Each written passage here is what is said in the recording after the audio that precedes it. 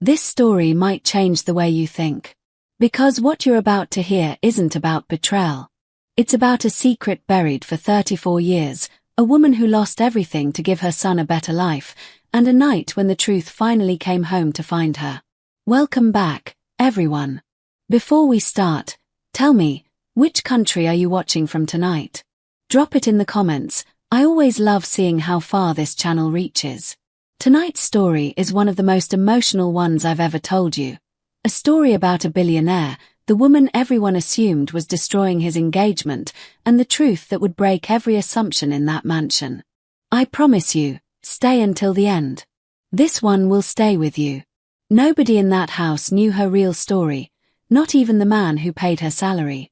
Julian Cross was 34 years old, and by every measure the world used, he had already won.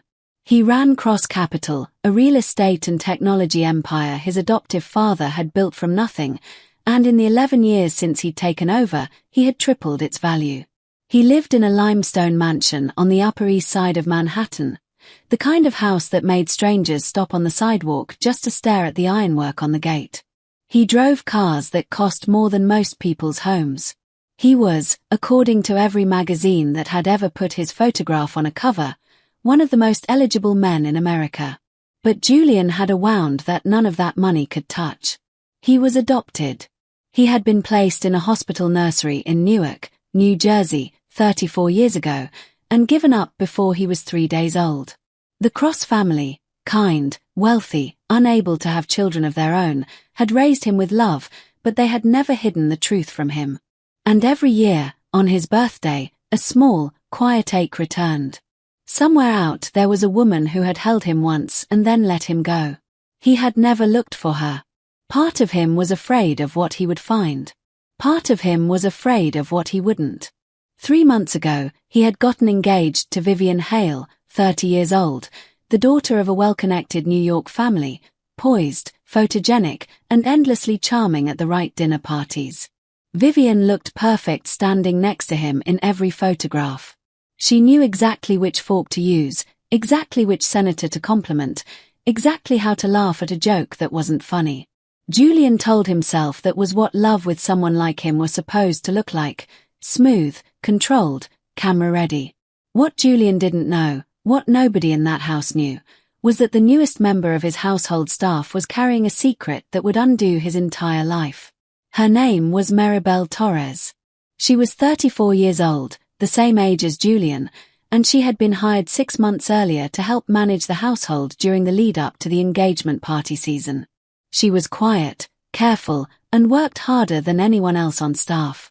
She was also 5 months pregnant with her second child, a baby she and her husband, Marcus, had prayed for after 2 difficult years of trying. Maribel needed this job badly. Marcus had been laid off from the auto shop where he'd worked for 9 years after the owner sold the building, and their savings had gone first to rent, then to the hospital bills from her first pregnancy complications years ago. She had not told Mr. Cross's household manager that she was pregnant when she was hired, afraid they would pass her over for someone who wouldn't need maternity leave. She wore looser blouses. She took the stairs slowly when no one was watching. She told herself she just needed a few more months, enough to save something before the baby came. What she never told anyone, what she had buried so deep inside herself that even Marcus only knew pieces of it, was that this wasn't the first child she had carried. 34 years ago, as a frightened 19-year-old girl with no family willing to help her, she had given birth to a son in a hospital in Newark, New Jersey. She had held him for exactly 4 minutes before a nurse took him away. She had never been allowed to know where he went. She thought about him every single day. She had never stopped. That week, the mansion was being prepared for the biggest event of the year, Julian and Vivian's official engagement gala, 300 guests, senators, media, the works. And in the middle of a record-breaking August heatwave, with the air conditioning unit straining against 98-degree heat, Maribel Torres was climbing the back staircase of the Cross mansion for the 4th time that afternoon, carrying a stack of fresh linens, her body already exhausted from carrying a life inside her that the world outside that house knew nothing about. She had no idea that within 24 hours, everything, Her job, her secret, her entire past, was about to collide with the life of the man she worked for. She should have said something the moment she felt dizzy. She didn't. By 4 o'clock that afternoon, the mansion was a controlled storm of caterers, florists, and event coordinators. Vivian Hale stood in the grand foyer directing a team of assistants with the calm authority of a woman who had planned exactly this kind of moment her entire life. She wanted white orchids, not lilies. She wanted the string quartet moved 6 feet to the left. She wanted, more than anything, for every camera at that party to capture her looking like exactly what she believed she already was, the next Mrs. Cross. Julian, meanwhile, had spent the day locked in back-to-back calls with his legal team over a merger that was threatening to fall apart, and by the time he finally climbed the stairs toward his private study at 5:30, his collar was damp with sweat and his head was pounding. He wanted 5 minutes of silence before he had to put on a tuxedo and become the man 300 people expected to see that night. He didn't expect to find Maribel Torres collapsed against the hallway wall outside his bedroom door. She had felt the dizziness building for almost an hour, the room tilting slightly at the edges, a ringing in her ears, her mouth suddenly dry no matter how much water she drank between trips up the stairs. She told herself it was just the heat. She told herself she could push through 1 more hour. She had learned a long time ago that women like her didn't get to stop in the middle of a shift because they felt unwell. But her body had other plans, and the last thing she remembered was reaching for the wall, and then nothing at all. Maribel. Julian dropped his phone. He caught her before she hit the floor, one arm around her back, lowering her as gently as he could onto the carpet. Her skin was clammy, her breathing shallow and fast. He had done a single first aid course years ago at his father's insistence, and every fragment of it came rushing back at once. Check for breathing, check for a pulse, don't panic. He carried her, she weighed almost nothing, and the fear of that struck him harder than he expected. Into his bedroom and laid her carefully on top of the bed, propping a pillow beneath her head, loosening the collar of her uniform. "Someone call a doctor," he shouted toward the hallway, and within a minute the household manager was on the phone with the family physician, who promised to be there in 20 minutes. 20 minutes, in a house of 300 approaching guests, felt like an eternity. Julian sat on the edge of the bed beside her, one hand pressed lightly to her wrist to keep checking her pulse, murmuring reassurance he wasn't sure she could even hear. "You're okay. Help is coming. Just breathe." Slowly, her breathing steadied. Her eyes fluttered but didn't fully open.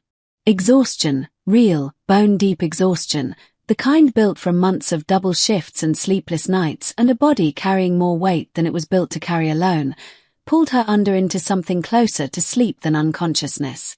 Julian didn't leave her side. He told himself he was simply making sure she was stable until the doctor arrived. But somewhere in the last 36 hours without proper rest himself, between the merger calls and the wedding planning and the crushing loneliness he felt even while surrounded by people, his own body finally gave out. Sitting upright against the headboard, he closed his eyes for what he told himself would be just a moment. He didn't wake up when Maribel, still half asleep, shifted and settled against him, her head coming to rest against his chest the way a person reaches for warmth without ever fully waking. He didn't wake up when, 20 minutes later, footsteps echoed down the hallway outside his door. Quick, sharp, heels against hardwood, growing louder. He didn't wake up until he heard the sound of a champagne glass shattering against the floor, and a voice he knew better than almost anyone else's in the world, breaking apart in front of him. "Julian." He opened his eyes to find Vivian standing in the doorway in a floor-length red gown, one hand pressed over her mouth, her eyes filled with a horror that no explanation, he would quickly learn, was going to be allowed to touch. What fell out of Maribel's pocket in that moment would change everything Julian thought he knew about his own life. "It's not what it looks like." Julian was on his feet before the words even finished leaving Vivian's throat, his voice low and urgent, but Vivian had already stopped listening. She stood frozen in the doorway of his bedroom, mascara already streaking, staring at the woman lying across his bed in a maid's uniform, her hand still resting against his chest from where she'd been sleeping seconds earlier. "I came up here to find you before the guests arrive," Vivian said, her voice shaking, "and I find her in your bed." "Vivian," she fainted. "She's pregnant," she collapsed in the hallway. "I carried her in here because I didn't know what else to do." "And you decided the best solution was to lie down next to her." "I didn't lie down, I was exhausted. I sat down to watch her breathing and I fell asleep. That's the truth, I swear to you." But it didn't matter what he said. Vivian had already turned, her heels striking the hallway floor as she fled toward the stairs, and within seconds Julian could hear the murmur of it spreading downstairs like fire through dry grass. A maid, in his bed, his fiancée in tears. 300 guests were arriving in less than an hour, and the story Vivian was telling anyone who would listen was already faster and louder than any explanation Julian could offer. He turned back to Maribel, who was stirring now, blinking against the light, disoriented and frightened to find herself in a room she didn't recognize with her employer standing over her, his face pale with something she couldn't read. "Mr. Cross, what happened? Where?" "You fainted. In the hallway." "I'm so sorry, I should have called for help sooner. Are you feeling any pain, any cramping?" She shook her head slowly, pressing a hand to her stomach as if to reassure herself the baby was still there, still safe. As she shifted to sit up, something slipped from the pocket of her uniform apron and landed on the carpet between them. A small, tarnished silver locket, the kind sold in drugstores decades ago, its clasp worn smooth from being opened and closed thousands of times. Julian bent down automatically to hand it back to her, and it fell open in his palm. Inside was a photograph, faded and cracked with age, of a newborn baby wrapped in a hospital blanket, and beneath it, in handwriting gone soft with time, 4 words. Newark General, March 1992. Julian's own adoption papers, the ones he had read exactly once, 10 years ago, before locking them away in a drawer and never touching them again, listed the exact same hospital and the exact same month. His hand began to shake. "Where did you get this?" he asked, and his voice came out barely above a whisper. Maribel looked at him, confused by the sudden change in him, by the way his face had drained of color. It's mine. From a long time ago. I'm sorry, I should have kept it somewhere safer. Please, it's the only picture I have of." Her voice caught, and tears rose fast and unstoppable, the kind that come from a wound that has never fully healed no matter how many years pass over it. "Of a son I had to give up. A long time ago. I've never told anyone here. Please don't tell anyone, I carry it with me, that's all. I carry him with me." Downstairs, the first guests were already arriving, and champagne was being poured, and Vivian Hale was standing near the entrance with red-rimmed eyes telling anyone who asked that the engagement might be over before it had truly begun. Upstairs, Julian Cross sat frozen on the floor of his own bedroom, holding a photograph of a baby boy born in the exact hospital, in the exact month, listed on his own adoption papers, staring at a woman he had hired 6 months ago to clean his house. He had absolutely no idea, in that moment, just how close he was about to come to the truth of his own life. The doctor arrived to check on Maribel physically. What he found in Julian's face worried him far more. Dr. Elias Whitfield had been the Cross family physician for almost 20 years, and in that time he had learned to read Julian better than most people in his life ever had. When he stepped into that bedroom to check on the pregnant housekeeper who had fainted, he found his patient's employer sitting on the floor, pale as paper, clutching a locket like it might disappear if he loosened his grip.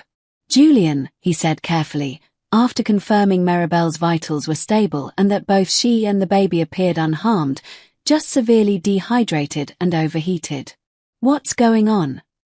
Julian didn't answer right away. He waited until Maribel, still shaken but steadier, had been helped to a guest room down the hall to rest under the doctor's supervision, and only then did he show Elias the locket and the photograph inside, and the 4 words written beneath it in fading ink. "That's the same hospital," Julian said. "The same month. As my adoption papers." Elias, who had reviewed those very papers years earlier at Julian's father's request, went quiet for a long moment. "Julian, there were dozens of babies born at Newark General that month. This could easily be." "I need to know," Julian said, cutting him off, his voice steady now in a way that frightened him more than the shaking had. Whatever it takes. A DNA test. Anything. I need to know if that woman down the hall is my mother. Downstairs, the gala was unraveling in real time. Word had spread through the crowd of 300 like wildfire. The billionaire, caught with the pregnant maid in his bed, the fiancé in tears at the door. By the time the first photographs hit social media that night, taken by a guest who'd slipped away to the bathroom near the staff hallway and glimpsed the tail end of the scene, the headlines had already written themselves. Billionaire Julian Cross caught in bed with pregnant housekeeper hours before engagement gala. Vivian, humiliated in front of half of Manhattan's elite, left the party within the hour, refusing to speak to reporters, refusing to answer Julian's calls. Julian barely noticed. He sat outside the guest room where Maribel was resting, waiting for her to wake fully, running through every version of the question he needed to ask her, and finding none of them felt right. How do you ask a woman if she is the mother who gave you away? When she finally woke, disoriented and mortified, certain she was about to be fired for causing a scandal that would follow this family for years, Julian sat beside her bed instead and asked, gently, if she would tell him about her son. About the baby in the photograph. Maribel hesitated for a long time before she spoke.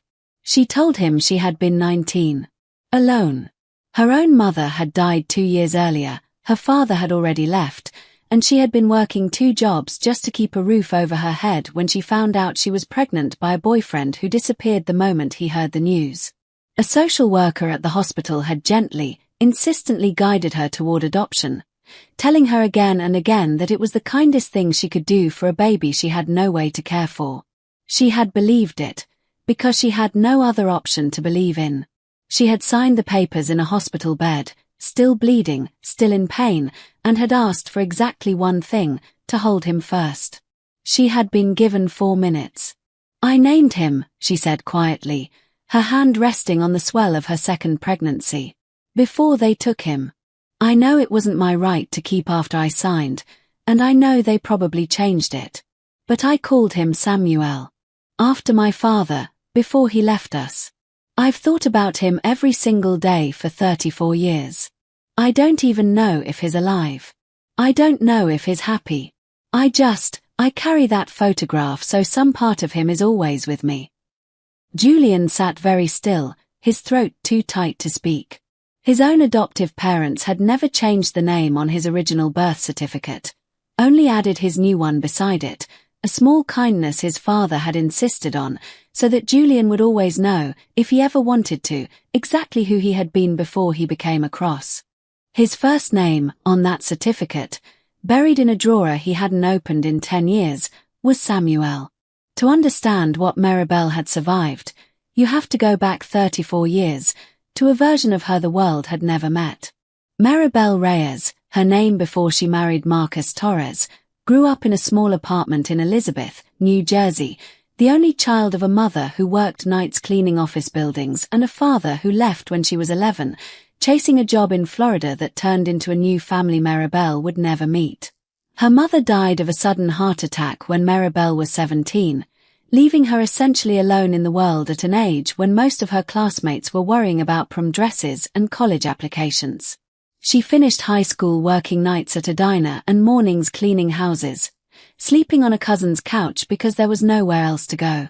At 19, she fell in love, or thought she did, with a young man who worked construction with her cousin's husband, charming and full of promises. When she told him she was pregnant, he was gone within the week, and she never heard from him again. She remembered standing in a free clinic waiting room, filling out paperwork with hands that wouldn't stop shaking, trying to calculate how she would afford rent, food, and a baby on a diner waitress's wages with nowhere permanent to live. A kind but overworked social worker named Ruth had sat with her for hours, laying out every option, and had gently steered her, again and again, toward adoption. Not out of cruelty, Maribel understood even then, but because Ruth genuinely believed it was the only realistic path to a good life for the baby. Maribel had agreed, because she loved a child she hadn't even met yet more than she had ever loved anything, and she wanted, desperately, for him to have a chance she couldn't give him herself. The 4 minutes she held him were the most complete happiness and the deepest grief she had ever experienced in the same moment. She remembered his weight, his tiny fingers curling instinctively around hers, the sound he made, half cry and half sigh. She remembered the nurse's gentle hand on her shoulder, telling her it was time. She remembered signing papers through tears she couldn't stop, and being wheeled to a different, quieter room afterward, where no one came to check on her for hours because there was no baby left to check on. 4 years afterward, she rebuilt her life in small, careful pieces. She found steady work cleaning houses for families in Newark and later in Manhattan, building a reputation for being reliable, honest, and thorough. She met Marcus Torres at a laundromat when she was 26, a quiet, steady mechanic who made her laugh for the first time in years, and married him 18 months later. They tried for children early in their marriage and struggled through years of disappointment and 2 miscarriages before finally, joyfully, successfully having their daughter, Sophia, now 6 years old. When Maribel discovered, at 33, that she was pregnant again after years of trying, she and Marcus had cried together at the kitchen table, overwhelmed with gratitude. But joy, for Maribel, always seemed to arrive with financial fear close behind it. Marcus's layoff 6 months into her pregnancy had stripped away their safety net just as medical bills began arriving. She had taken the housekeeping job at the Cross Mansion because it paid better than anything else she could find quickly, not telling them about the pregnancy for fear of losing the opportunity before she'd even started. Every single day of her life, in ways large and small, Maribel had carried the memory of a son she never stopped loving, never stopped wondering about, never stopped hoping was somewhere in the world, happy, cared for, alive. She had absolutely no idea that the man who employed her, the billionaire whose sheets she changed, whose meals she helped prepare, whose bedroom she had fainted just outside of, was about to become the answer to 34 years of unanswered prayer. By morning, the tabloids had a story. Julian had a truth he wasn't ready to say out loud yet. The DNA test Dr. Elias Whitfield arranged moved as quickly as private labs and enormous sums of money could make it move, but even the fastest results would take 72 hours, and Julian spent every one of those hours in a strange, suspended state between hope and fear he had never experienced before in his life. He couldn't tell Maribel what he suspected, not yet, not until he was certain, because if he was wrong, he would have handed her a devastating false hope on top of everything else she was already carrying. So he said nothing. He simply made sure, with quiet, deliberate instructions to his household staff, that Maribel Torres was not to be fired, was not to be spoken to harshly, was to be given whatever time off her pregnancy required, full pay, no questions. Vivian noticed immediately, and it enraged her. "You're protecting her," Vivian said, arriving at the mansion 2 days after the gala, her voice tight with a fury that had curdled overnight into something colder. "The whole city thinks I'm engaged to a man who sleeps with the help, Julian, and instead of firing her, you're giving her paid leave." "Vivian, nothing happened. I told you what happened." "I don't care what happened. I care what it looks like. Do you understand what my father is saying to me right now? Do you understand what this is doing to us?" She crossed her arms, and for a moment Julian saw something in her expression he had somehow never let himself fully see before, not concern for him, not confusion, but calculation. Damage control. Fire her, Julian. Today. Give her a severance package, whatever makes it go away, and we release a statement, and we save this engagement before it's too late. Julian looked at her for a long moment. "I'm not firing her." "Why not?" He almost told her then. The words rose in his throat, "Because I think she might be my mother," but something held him back, some instinct that told him Vivian would not receive that information the way it deserved to be received, that she would calculate its usefulness to her image before she ever considered its weight to his heart. "Because she's done nothing wrong," he said instead. "And I won't punish an innocent, pregnant woman to protect our reputation." Vivian's face went through something complicated. Disbelief, then something harder. "If you don't fire her by the end of the week," she said quietly, "I'm not sure I can go through with this wedding." "Then maybe you shouldn't," Julian said, And he was almost as surprised as she was to hear himself say it. Downstairs, later that night, Maribel found him sitting alone in his study, the locket she'd nearly lost sitting on the desk in front of him, though she didn't know that's what it was from across the room. She had come, nervously, to thank him for his kindness and to ask, honestly, whether she should simply resign to spare the family further embarrassment. "Please don't," Julian said, more urgently than he intended. "Please. Just give me a few more days. I promise I'll explain everything. I just need a few more days."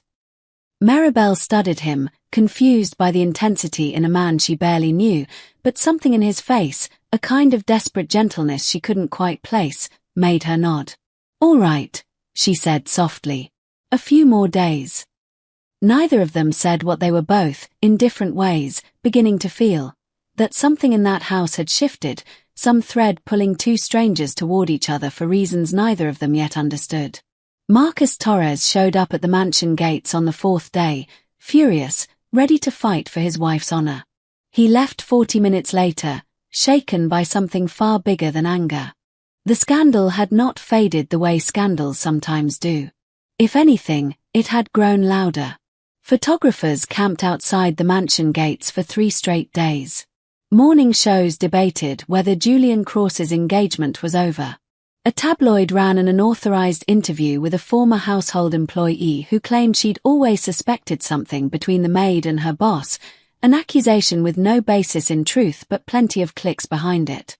Maribel, humiliated by strangers speculating about her character on national television, stopped leaving her apartment except for doctor's appointments, terrified that reporters would find her home, find Sophia's school, find her husband's job search.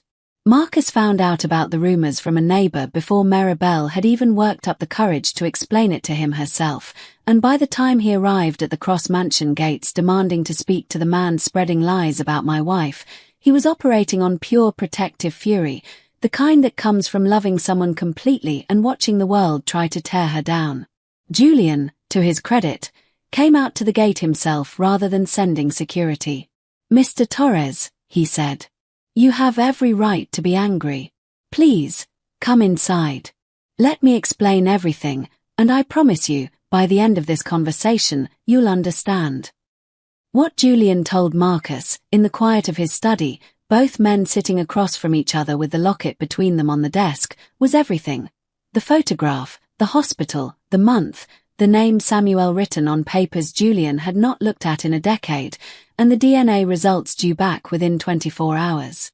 Marcus listened, his anger slowly giving way to something closer to stunned disbelief. "You think," Marcus said slowly, "that my wife is your mother?" "I think it's possible," Julian said.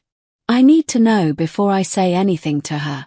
I couldn't bear to be wrong and put her through that." Marcus sat back in his chair, running a hand over his face, thinking of the woman he had built a life with, a woman who, even now, still occasionally woke in the night from dreams she rarely described in detail, dreams he had always assumed were simply about the hardship of her early life. He thought of the locket she kept in a small box on her dresser, one she opened quietly sometimes when she thought he was asleep. "She's never stopped grieving him," Marcus said quietly. "In 14 years of marriage, I've never once heard her say his name out loud. But I know he's never left her." The two men sat in silence for a long moment, an unlikely alliance formed between a billionaire and a mechanic, bound by nothing but the truth they were both now bracing to face. The DNA results arrived the following afternoon. They were a match. 99.9% certainty. Maribel Torres was Julian Cross's biological mother. Some truths take 34 years to reach the people they belong to. Julian asked Dr. Elias Whitfield to be present when he told her, not because he needed support to say the words, but because he was afraid, genuinely afraid, in a way his enormous fortune had never once protected him from, that the shock might be too much for a woman 5 months pregnant to bear alone. He asked Marcus to be there too.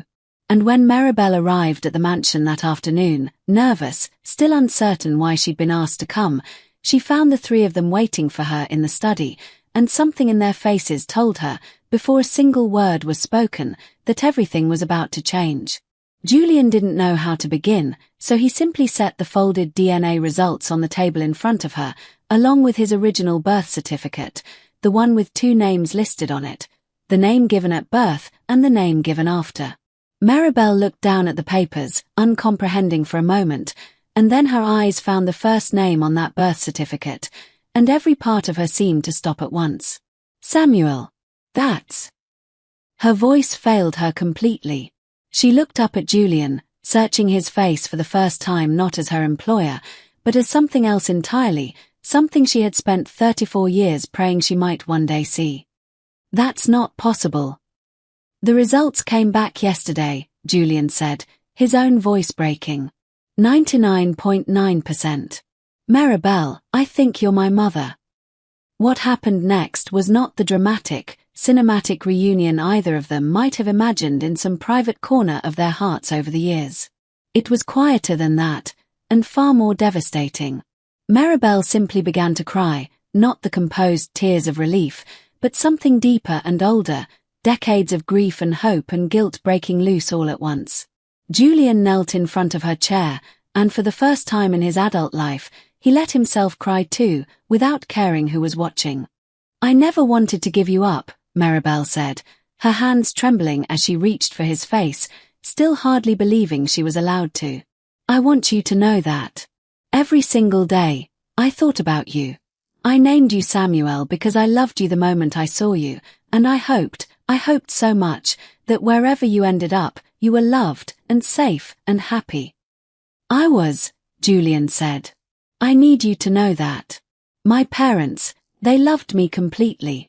I had an incredible life. But there was always a piece of me that wondered about you.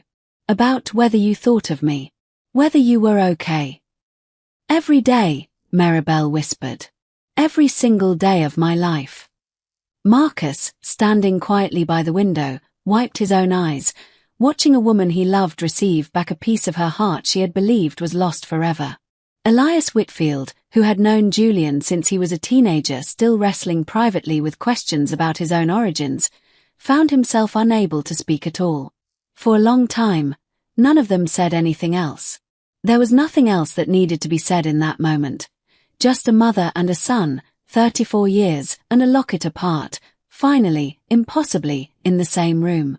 The truth Julian had been protecting for a week finally reached the one person determined to use it against him. Vivian Hale heard about the DNA results the same way she'd heard about the original scandal. Secondhand, through a member of the household staff eager to feel important by carrying gossip. She arrived at the mansion that evening uninvited, storming into the study where Julian, Maribel, and Marcus were still sitting together, quietly absorbing the enormity of what had just happened between them. Is it true? Vivian demanded. She's your mother. The maid is your birth mother. Vivian, this isn't the time. Do you understand what this means for us? Vivian's voice climbed, and for the first time, Julian watched her fully reveal something he had spent months refusing to see clearly. The press is going to have a field day. Billionaire's fiancée nearly leaves him over an affair that turns out to be his mother. It's humiliating, Julian. It makes us both look ridiculous. It's not about how it looks, Julian said, standing slowly, his voice steady in a way it had never quite been around her before. It's about the truth. My mother is in this room. A woman who has spent 34 years grieving a son she thought she'd never see again, who nearly lost consciousness in my house because she was working herself to exhaustion to provide for her family, and all you can think about is how this affects your image. That's not fair. It's completely fair, Julian said. You never once asked if Maribel was all right after she collapsed. You never asked if the baby was safe. You walked in, assumed the worst, and spent the following days more concerned with press statements than with basic human compassion. I think I've known that about you for a while now, Vivian. I think I just didn't want to see it. The room was silent. Maribel, still holding Marcus's hand, watched the exchange with a mixture of sympathy and quiet clarity, recognizing in Julian's words a kind of strength she hadn't seen in him before, or perhaps had simply never had reason to see. Vivian's face hardened into something brittle and final. So that's it, then? You're ending this. Over a housekeeper. Over my mother, Julian said quietly. And over the truth. I'm sorry, Vivian. I don't think either of us was as happy as we pretended to be. I think, if we're honest, we both knew that. Vivian left the mansion that night without another word, and within a week, her family quietly confirmed the engagement was over, a story that briefly reignited the tabloids before fading, as most scandals eventually do, into yesterday's news.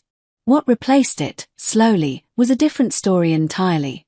One that began circulating not through gossip columns but through the genuine warmth of people who heard it and couldn't help but share it. A billionaire, reunited with his birth mother after 34 years, choosing family over image, truth over appearances. Some families are built by blood. Others are rebuilt by choice. Julian Cross's family became both. 3 months later, in a hospital room not far from where Maribel had once held her firstborn son for exactly 4 minutes before losing him, she held her second child for the first time with no clock counting down, no papers to sign, no fear pressing against her joy.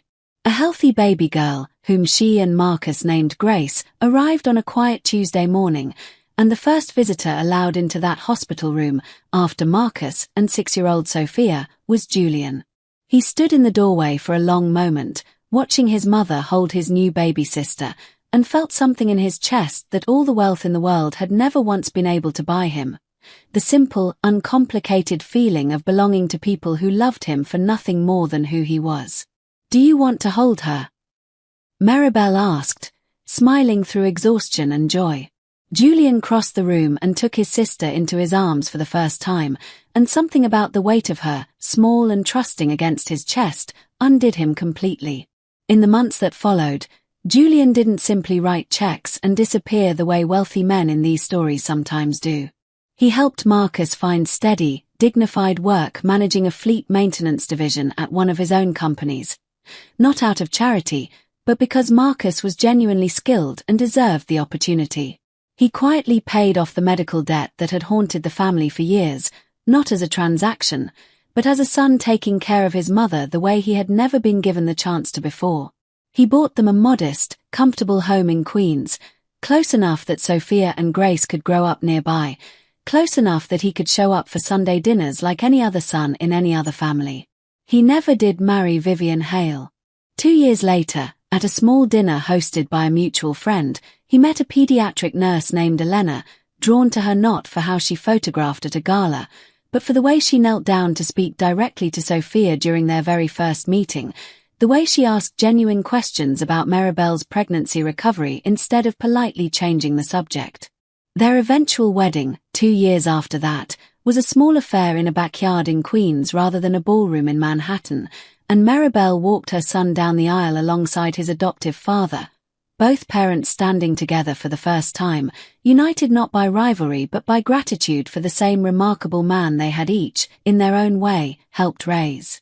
If there's one thing this story asks all of us to remember, it's this. We are so quick to believe what a single glance shows us, so quick to build an entire story out of one frozen moment without ever asking what came before it. Vivian saw a man and a pregnant woman on a bed, and she believed she understood everything. She understood nothing.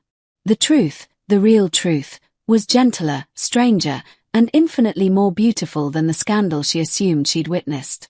Somewhere out there tonight, someone you've judged too quickly might be carrying a story you haven't taken the time to hear. Somewhere out there, a mother might still be holding on to hope for a child she lost long ago. And somewhere out there, the truth is almost always kinder than our first assumption, if we're only patient enough to wait for it.